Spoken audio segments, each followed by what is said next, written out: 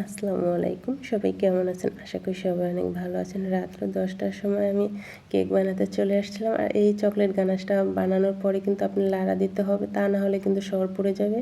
এদিকে সুগার সিরাপটা আমি বাটিতে বসিয়ে দিয়েছিলাম। এটা রাত্র 10টা বাজে মানে কেকটা বানিয়ে বেক করতে দিয়েছিলাম। তো এখন বাজে 10:30, সেই সময় কিন্তু কেকটা হয়ে গেছিলো।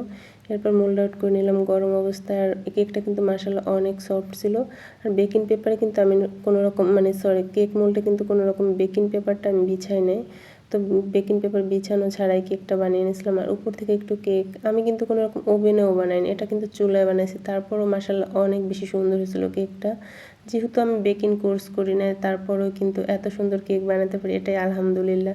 যারা বেকিং কোর্স করে তারা তো অনেক বেশি ভালো পারে, কারণ আমরা তো কোনো কোর্স করি না। তারপর আমি বিভিন্ন ভিডিও থেকে দেখে শিখে কিন্তু এটা আমার আগ্রহ থেকে বানাচ্ছি। তারপর অনেকগুলো অর্ডারেও কাজ করছি, আলহামদুলিল্লাহ থেকেও বলতেছি।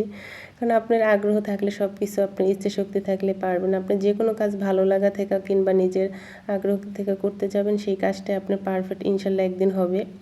তো এখানে কিন্তু ক্রিমটা আমি গরম অবস্থায় ক্রিমের উপরে কেকটা গানাশটা দিতেছিলাম, চকলেট। তো গানাশ কখনোই ক্রিমে গরম অবস্থায় দেওয়া যাবে না, তাহলে কিন্তু এরকম ঘেমে পড়ে যাবে।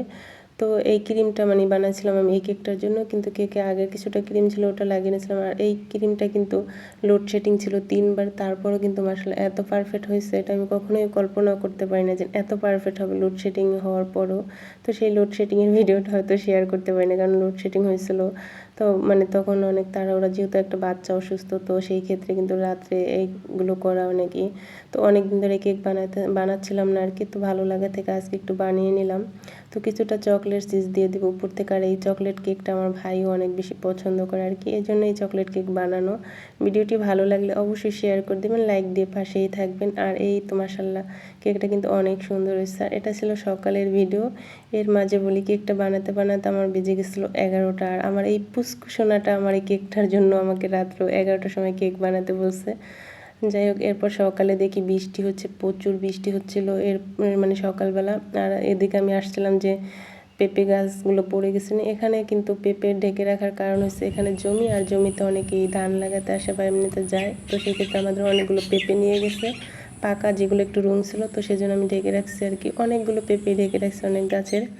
তো আমাদের বাড়িতে অনেক বেশি পানি জমে গেছিলো, বৃষ্টির পানি নামতে পারতেছিল না অলের কারণে। তো আমাদের অলটাও ফাটল ধরছে সাইডের। আর ভাই এদিকে জমিটা বাড়ির ভিতর থেকে এরকম লুলির মতো কেটে দিছে। সবাই ভালো থাকবেন।